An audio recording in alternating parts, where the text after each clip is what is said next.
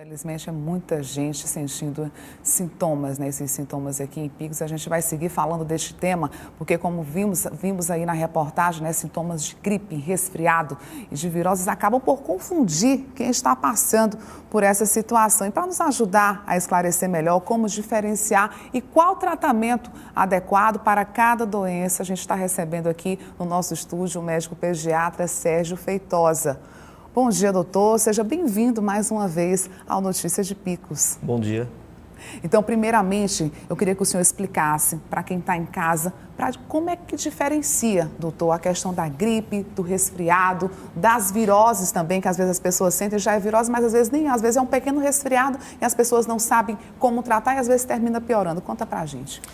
Então, é muito importante realmente saber fazer essa diferenciação, né? Eu começo destacando que gripe e resfriado também são doenças virais.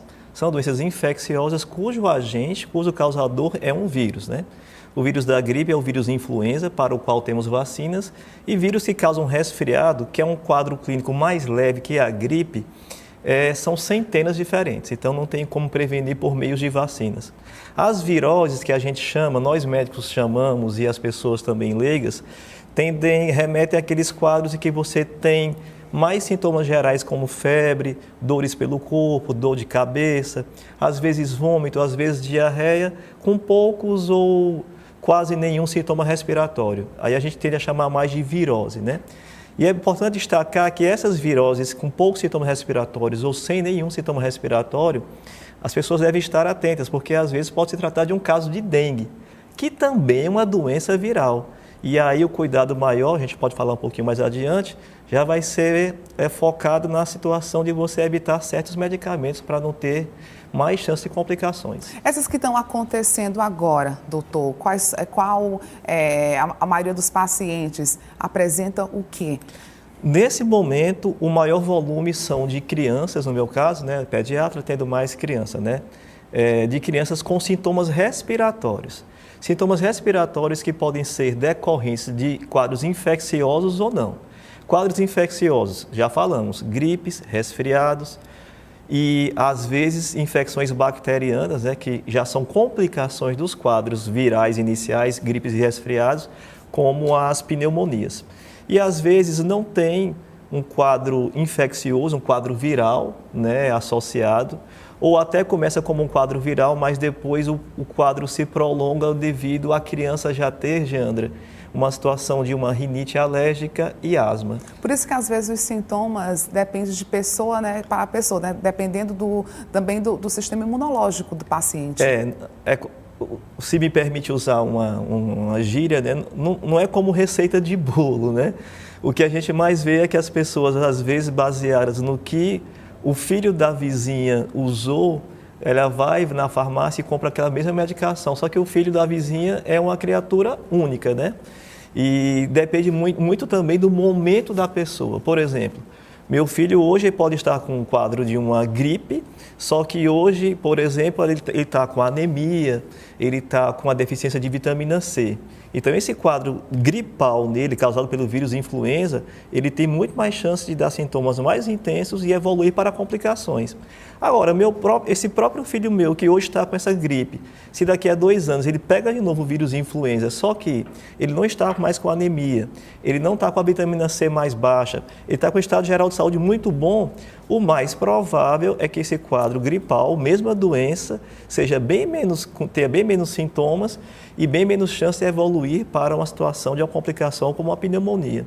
Então, cada indivíduo é único e aquele indivíduo, com o passar do tempo, as condições gerais de saúde dele também mudam, o que pode se reverter em maior chance ou menor chance de agravamento. O doutor estava falando aí a respeito da questão dos perigos da automedicação, né? Às vezes é comparar a questão da medicação de outro paciente, então é importante, doutor, saber identificar, mas também às vezes procurar ajuda médica também, né? Sempre, porque não é tão simples. Por exemplo, imagine uma criança com febre e com tosse. Febre e tosse pode ser causado por gripe, febre e tosse pode ser causado por tuberculose, febre e tosse pode ser causado por pneumonia e febre e tosse pode ser causado por sinusite.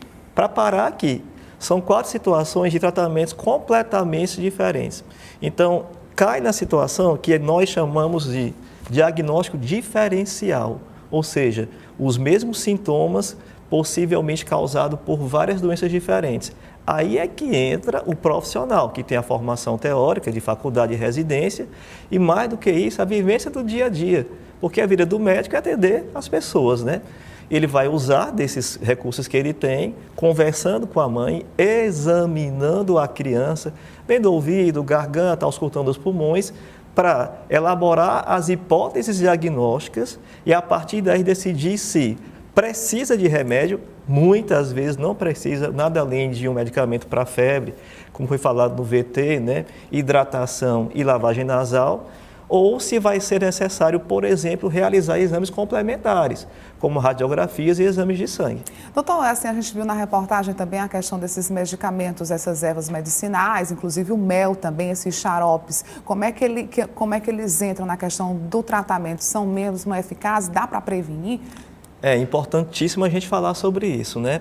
Sim, tem espaço e lugar para essas medicações ditas naturais, né? Inclusive eu muitas vezes recomendo, né, os famosos aqui na nossa região e conhecidos lambedores, né? Eu tenho a minha que é uma mistura de ervas, eu tenho a minha receitinha de lambedor abacaxi com gengibre que eu repasso para muitos pais. Porém, a gente tem que ter em mente que não é que uma situação dessas, um medicamento como esses, um preparado como esses, tem multipoderes, né? Assim, ele pode ter uma atuação no sentido de, por exemplo, facilitar a expectoração, fluidificar, deixar a secreção mais fluida, né? Menos grossa, menos viscosa, e assim se tornar mais fácil a expectorar. Ok, né? Isso pode ser usado e muitas vezes ajuda. E às vezes vai ser só isso. Outras vezes não, você vai ter que entrar com corticoide, antibiótico, inalação com medicamentos, medicações que a gente usa de maneira inalatória, mas através das famosas bombinhas, e outras vezes até medicações injetáveis. Então, é aquela coisa, a gente tem que ter sempre o intuito de escolher o equilíbrio. Às vezes a gente vai precisar de muito medicamento e às vezes de pouco ou quase nenhum. Decidir sobre é algo que eu não aconselho os pais a fazerem sozinhos. Contar com a ajuda de um pediatra, quando possível, acessível, né? Ou quando não, com um clínico geral que, bem orientado, ele vai poder ajudar a família também. E conciliada toda essa medicação, doutor, na fase do tratamento, necessário também repouso, né? Sim, isso deve ser o primeiro item da prescrição do médico e que deve ser observado pelos pais. Não adianta mandar a criancinha que está lá com tosse, com febre, com dificuldade para respirar, que não dormiu bem devido ao nariz obstruído para a escola, não adianta. Ah, mas tem prova, faz depois a prova, né? É possível que nem renda bem na prova. Então, ela pode, nessa situação, ter contato com outras crianças com outros germes e aí, por exemplo, ela começa com um quadro de gripe ou resfriado, que são quadros virais. Tem contato com um amiguinho que está com a bactéria, aquela bactéria já vai aproveitar aquele momento dela de fragilidade, se instalar no organismo dela e proliferar. Daí pode vir sinusite, pneumonia.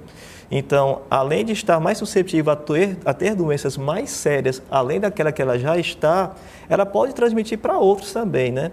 Então, o benefício é para a própria criança e também para os seus colegas. Ou seja, a recomendação realmente é essa criança ficar em casa, né? Não só crianças, o adulto também, né? Porque às vezes essa questão da aglomeração vai para outros lugares e termina transmitindo para outras pessoas. Quando possível, né? Principalmente naqueles quadros febris, ficar em casa é algo que deve sim ser observado. Para a gente encerrar a nossa entrevista, doutor, eu queria que o senhor falasse a respeito da prevenção. A gente falou muito a questão do tratamento, mas a respeito da prevenção, o que as pessoas devem tomar para evitar que esses sintomas, né, que sejam afetados, no caso, pela gripe, resfriado ou virose? Talvez agora eu decepcione muita gente, né? Não tem receita mágica. É você focar no básico e no simples, que é de todos. Dormir direito. É muito importante para você recuperar a sua mente e o seu corpo para as atividades do dia a dia e também você deixar seu sistema imunológico mais competente, beber água, se hidratar bem, por incrível que pareça, nós aqui de Pix e região, né, Eu encontro muitas pessoas que dizem para mim que são péssimas para beber água. Então, você, pai e mãe, beber bastante água para dar o exemplo para os seus filhos, isso é básico, né?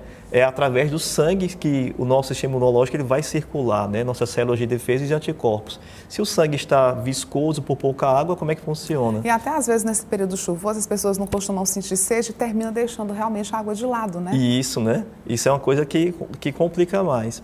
E, fato, outra questão que é muito, infelizmente, negligenciada, a alimentação.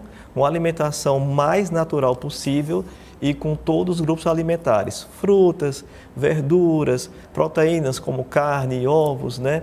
Leite, derivados, os grãos.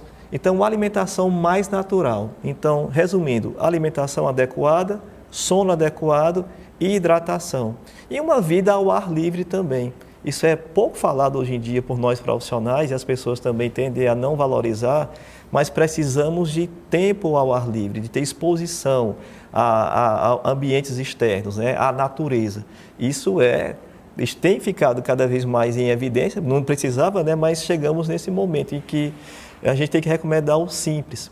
E cuidado com a automedicação, porque, se me permite, Geandra, a automedicação pode ser perigosa. Um exemplo simples. Os famosos corticoides. Criança com tosse, é muito comum que as pessoas vão às farmácias e comprem medicações, por exemplo, à base de prednisolona. Quando a criança tem asma e rinite alérgica, o médico muitas vezes prescreve. Mas, tirando esses casos, o que vai acontecer? Não tem necessidade e esse medicamento vai atrapalhar a imunidade da criança, deixando as células de defesa mais lentas. Então, isso predispõe a um risco maior de contrair um quadro como, por exemplo, uma pneumonia ou uma sinusite. Ok, doutor, muito obrigada pelas suas informações, pelos seus esclarecimentos aqui no Notícias de Picos, doutor Sérgio Feitosa. Muito obrigado pelo convite.